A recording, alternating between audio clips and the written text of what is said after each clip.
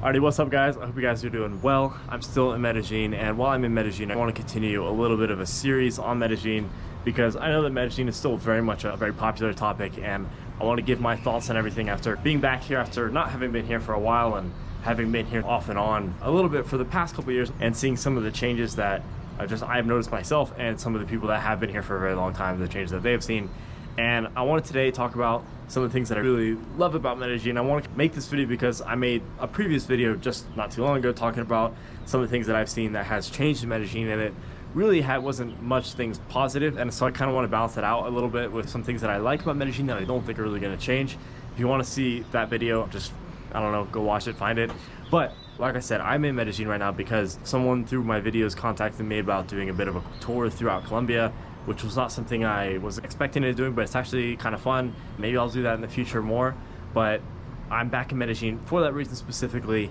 And so I'm right now staying here in Poblado, which is, everyone knows it, the tourist epicenter of Medellin. And being here, I made the previous video talking about a lot of the things that I've noticed that have changed, and not all of it was positive.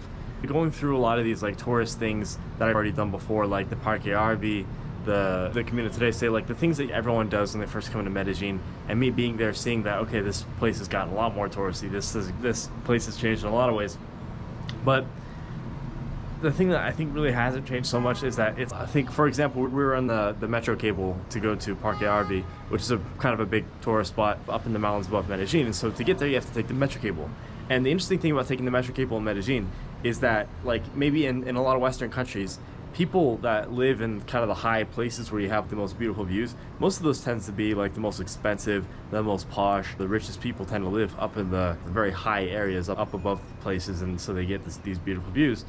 But it's the opposite in Medellin, where and I guess a lot of that has to do with just the quality of the transportation, because it's so hard to get to those places that the people that end up living out in those, like, up high in the mountains, a lot of them, they are really poor, and they do really have some of the most beautiful views that 99% of the world has when it comes to just looking out their front door, but they're incredibly poor. You see their houses, they're just, see here, like, you can hear how there's just like the roofs just haphazardly thrown together.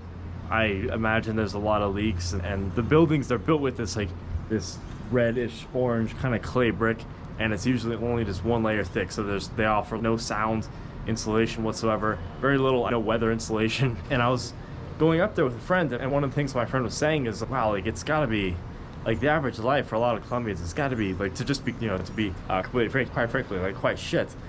And I remember like thinking about that and thinking, yeah, like, materially it's very shit. Like, these people materially, they live sometimes in very hard circumstances, and especially if you go to places like El Centro, like the center, and places like that, you'll see people that live these really brutal existences where they're digging through trash and they're on drugs, and this is not something that, I mean, if you're from America or places in Europe, especially the past couple of years, you see this kind of increasingly, but there's just an added level of desperation that you see with some people here. But it's like there are people that live in that very extreme sort of really rough life, but at the same time, flying over that area of the town with the metro cable and seeing just from above all these different, what you would obviously assume to be very poor communities, and like I said, how they have these very thin walls and everything like that. One thing I was thinking of when my friend was pointing out, wow, this is so shit, is these people, they're a lot happier. Like, they're still a lot happier than us in the United States. They're still a lot happier than us in the UK. They don't kill themselves at the rates that we do. They don't take SSRIs. They don't take antidepressants. They don't do they don't do these things to the extent that we do in our own countries. And it's an interesting thing, like, depression to them, even though they're so materially poor, just doesn't seem to necessarily affect them as much. It's like they have materially nothing, but like in their hearts they're so much more, I would say, like, spiritually and just communally rich, where it's almost reflected in the way they build their buildings.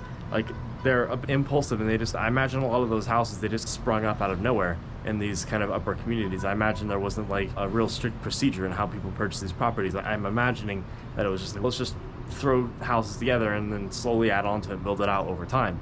Maybe I'm wrong on that, maybe you guys know more about that.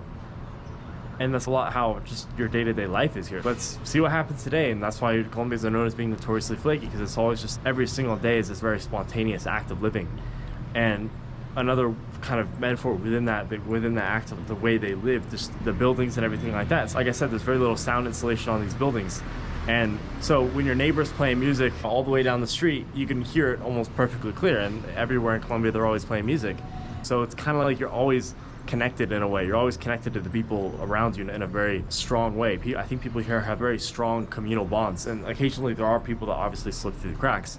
But because they have these strong communal bonds, I think that's something that as Westerners, I think you just kind of have to respect. So I think that regardless, in the last video I talked about, there was a lot of things that really changed about Medellin, and a lot of things that I didn't really like how it changed.